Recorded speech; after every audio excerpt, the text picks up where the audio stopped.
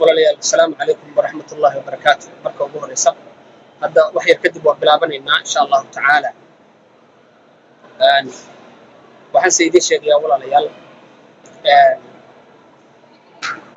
ilaahay baa mahad iska leh subxaanahu wa tacaala. mar walbaba dadku hagardaamada iyo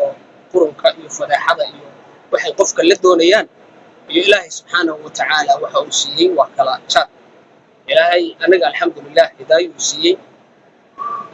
hadda meeshaan kala hadlayo waa Safo iyo Marwa. waad garanaysaa Safo iyo Marwa waa xaramkii. salaadihii duhurkii baan ku tukaday, casarkii baan ku tukaday, bacda alcasar oo haddana soo galay. xalay waqti dambaan rabay inaan soo galo oo idiin soo galo oo xaqiiqada jirta aan idin taabsiiyo, laakiin waqtigii baa aad wuxuu ahaa waqti walaalayaal wuxuu ahaa dambe. cishihii baa soo gaaray, yar saaxiibkay ayuu soo sheegay oo Puntland. marka iga daaya please, iga daaya wax yar intaan ku jiro, iga daaya please, waan baryayaa iga daaya please, iga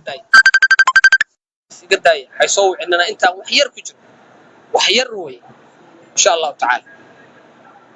marka walaalayaal waqti dambe xalay igu noqotay, markii waqti dambe igu noqotay waxaan isir dadkii Soomaaliyeed kuma jiraan, cid ku jirtaa ma jirto. marka yaad u sheekaysaa, yaad wax u sheegtaa, yaa maarta. marka insha Allah taala xalay ma hurdoorayga soo dhicinba, maba ana seexan hurdoo maba ana lid. walaalayaal waa bilaabanaynaa insha Allah taala. walaalayaal horta ilaahay xaq ahayna fahamsiiyo, ilaahay subxaanahu wa tacaala xaq ahayna fahamsiiyo. walaalayaal horta klibka la isla dhex wareegayo oo aad aragteen oo aad social media ku aragteen waa hooyaday dhashay. waa sax, waa xaqiiq. waxa weeyaan hooyaday dhashay walaalayaal. anigoo yar oo aanan ku bagaraasan baa aabbahay dhintay. markuu aabbahay dhintay kadib reer abtigay waa reer koonfur galbeed, adeeraday iyo eedooyinkay iyo wixii baa ila wareegay. kadibna Boosaaso iyo halkaas anigu reer Boosaasaan ahay, familigeygii iyo dadkayga kullu halkaasay joogaan. halkaasaan ku soo koray, ku soo barbaaray, magaaladaydii ah. hooyaday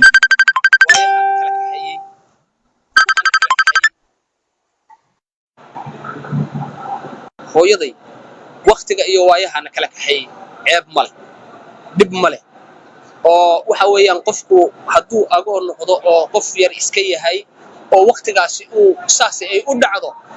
waxaa jirta waqtigan ka soo kabanay oo ka soo weynaaday ayaan hooyaday soo raadiyey. anaa soo raadiyey hooyaday i dhashay weyn. qof kasta hooyadii waa u jecel yahay, waa soo raadiyey. waxaan imi xamar, tabtaan xamar u imaanayay waxay ahayd inaan hooyaday arko. dinsoor baan ugu tegay meel la yiraahdo, been idin sheeg maayo 2000 bay ahayd, dowladdii cabdiqaasim salaad xasan. waa soo baxay, rafaadkaasaan soo maray, iyadoo weliba dhulku uu rafaadsan yahay oo xaaladdu ay sida ka adag tahay ayaan halkaa u soo maray anoo wiil yar ah. waxaan xusuustaa waxaan ugu tegay magaalada dinsoor baan hooyaday ugu tegay iyo adeerkay ninkaan qabo. walaalayaal hooyaday baan isu soo barannay, waa u tegey. alxamdulilah rabbil caalamiin. waa hooyaday. haddaan nolol fiican bay ku noolaayeen, way fiicnaayeen. 4 ciyaalay haysatay, 2 wiil iyo 2 gabdhood oo dhinaca aabbaha ah. waxaa jirtay anigu waa ka soo noqday, maadaama aan hooyaday bartay waan ka soo noqday. weligay waan wada xiriiri jiray imaaraadka anoo jooga, anoo sidii kala ah, anoo xumaantii iyo qurunkii iyo fuxshigii ku jira baan la soo xiriiri jiray hooyada oo lacag u soo diri jiray. ilaahay waa iga sarreeya, ama xalaal aan ku soo helo ama xaraan aan ku soo helo, hooyaday lacag waa u diri jiray. subxaana ilaahay subxaanahu wa tacaala been sheeg maayo oo xaramkii baan jooga. walaalayaal wax kasta oo aan hooyaday u diro, caqabad waxaa ku noqday adeerkay. odaga aad arkayseen oo hooyaday la taagnaa waa adeerkay. waxbaana dhex maray. ciyaalkaas aad waxa weeye walaalahay maanta isagana aabba u yahay, anigana waa walaalahay, ma kala go'i karo. laakiin waa nasiib darro, nin weyn waa 70 jir. waxaanu isku jiray waxay ahayd wax kale ma aysan ahayn. hooyaday si fiican u dhaq iyo saan doonaan ka yeelaya, waana sidaan doonaan ka yeelaya. wax allaale iyo waxaad u soo dirtana waa cunaya. hooyaday waxba ma qabsan karto, madaxii buu ka waalay, wuu wareeriyey siduu doonu u galay waa u tegey ugu dambayn puntland baan keenay boosaasaan keenay 2 jeer carruurta macal waa soo kaxay 3 jeer baan keenay 3 jeer baan puntland keenay oo reerkaygii baray oo faamiligayga baray oo dadkii ugu yeeray iyadoo xaaladdu isaas noo marayso oo la isbartay oo xaaladdu ay caadi yihiin ayaa walaalayaal waxa dhacday waanigii dubay baan aaday dubay waa wada xiriireynay hooyadu wax allaale iyo waxaan maartay kala qarsan jirnay ma jirto hooyaday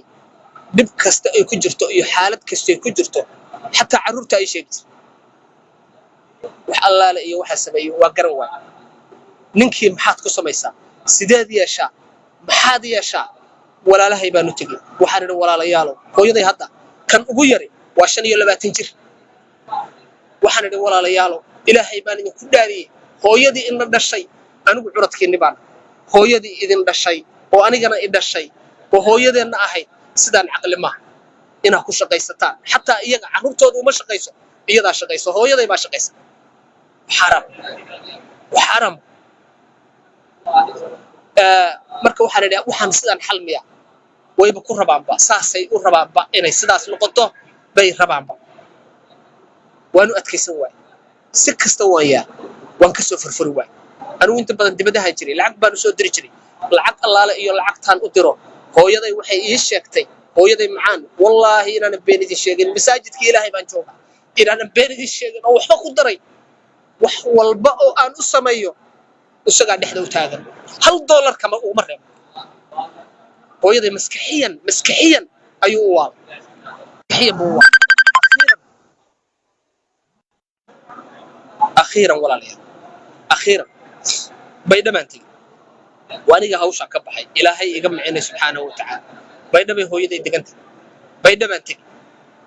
meesha kaamka ah meel fiican bay deganay oo ka fiican oo ka habaysan waaye halkaasaan ku dhaqaalay jiray wax walba wuxuu u taagan yahay isaga u taagan jaad buu cunayaa waa nin weyn ma tukanayo ma soomayo 24 saac jaad iyo baalkii iyo tubaako wadaa waxaan ku yiraahdaa adeerow waa la hadlo waxaan ku yiraahdaa adeerow sidaan si ma adduunyada waa laga tagayaa anigu waa toobadkeen oo anigii baa hadda hawl ku jiray baa ka toobadkeen adeerow adiguna toobadkeen ilaahay baa kugu dhaariyay toobadkeen adeerkay waa iga diin wuxuu yiraahdaa adeer anigu waxayga aniga khaas faraha ka qaad iska daad laguma dirsan hooyaday markaan aado hooyo waxaan maxay tahay sidaan maxay tahay noloshaan maxay tahay ay ugu tiraahdaa hooyo muslimka adduunka lagu imtixaama bit hooyada waa qof dulqaad leh waxay tiri hooyo muslimka adduunka lagu imtixaama bit walaalayaal iyadoo ay saas jirto ayaan wax kasta oo iskala si kasta 2 jeer 3 jeer baan bay daradeed u tagay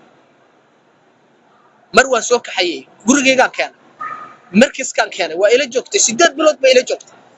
intaan xaramka soo jiray oo xajka soo jiray ayay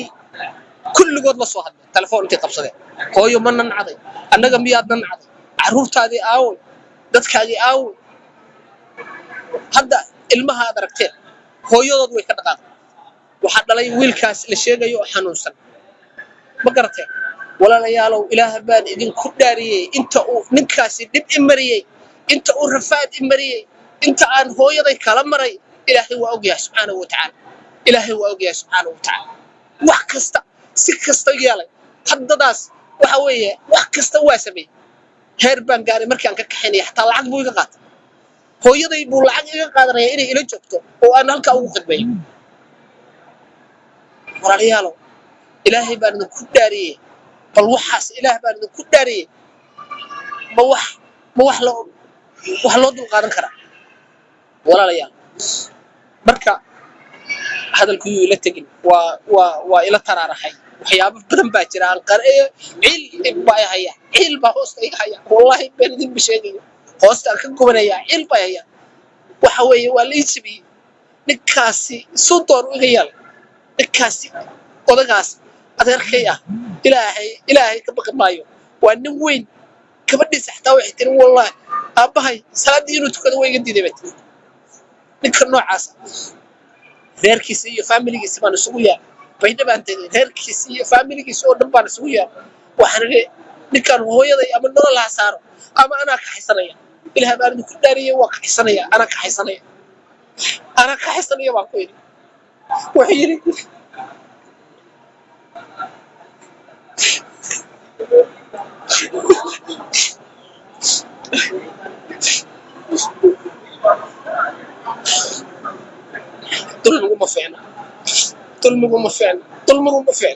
dulmigu ma fiicna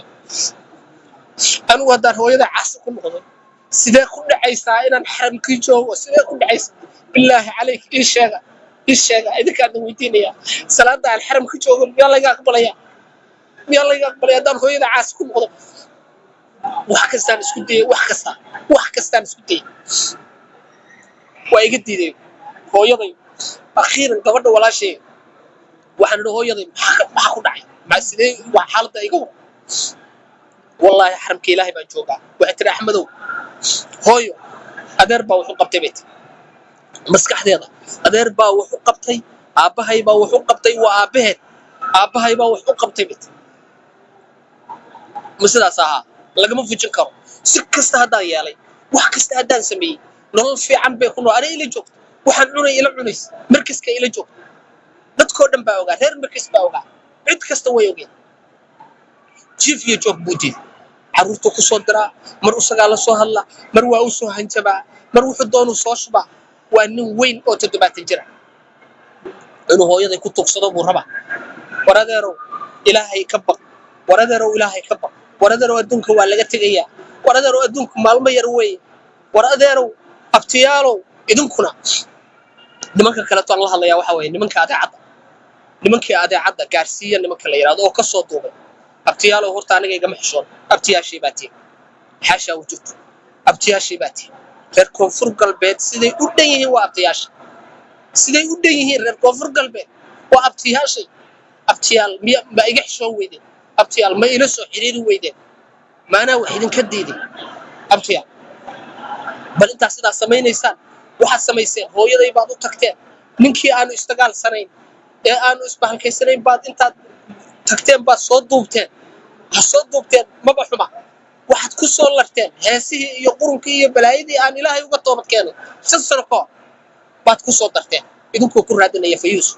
iyo kaalmo ku raadinaya war hooyaday kaalmo uma baahna kaalmo ilaahay bay u baahantay hooyada anaa u nool wax walbana anaa u qabanaya hooyada anaa u nool anaana wax walba u qabanaya keliya iga garbaxa abtiyaalow iga garbaxa ilaah baan idinku dhaariyay anigu nin reer Puntland baan tolkay iyo ehelkay khayr Allah siiyo way garab taagay laakiin idinka waxaan idin sheegayaa hadday reer abtiyaasha ibaatay waxba idin oran maayo iga garbaxa abtiyaalow way dhawaan idinku imaanaya waa idin imaanaya iga garbaxa sidaas u simaa hooyaday quraan baa saaray anaa soo kaxaysanay isiiya kaliya waxba idinka ma rabo wax kale to ahayd qabanine isiiya hooyaday igu soo wareejaya anaa weligaa haysanaya anaa haddaan ka horeeyana iyadu hay aasto haddii ay iga horeysana anaa aasaya abtiyaalow iga xishooda abtiyaalow xeer muslimnimo kuma idinaa samayn muslimnimo ma idinaa samayn bini'aadantinimo ma idinaa samayn ma garateen hooyaday baa ku tuugsanaysaan oo wax leedin lacag halaydinku siiyo abtiyaalow iga xishooda abtiyaalow reer koonfur galbeed baa la hadlayaa gaarsiiya u sheega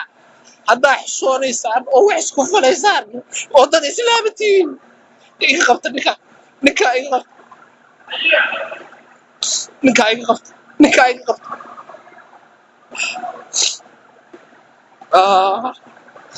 لا إله إلا الله محمد رسول الله والله waxaan tukaday garanay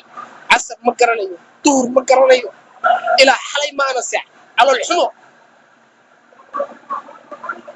war xagee lagu arkay $1 uma tiri karo hooyada $1 wallahi $1 maxaa ka yar heer waxaan gaaraa niraahdo hooyo soco 10 intaasoo telefoon baan u gaday telefoonadii isaga ka qaatay mid walba uu ka qaadanaya kaarku ka qaadanaya lacagtu ka shubanaya حتى هو يد موبايل كسر لا استعمال لعكت الله ولا يسلو كرم وقفسك مسكينة ضوا هو يد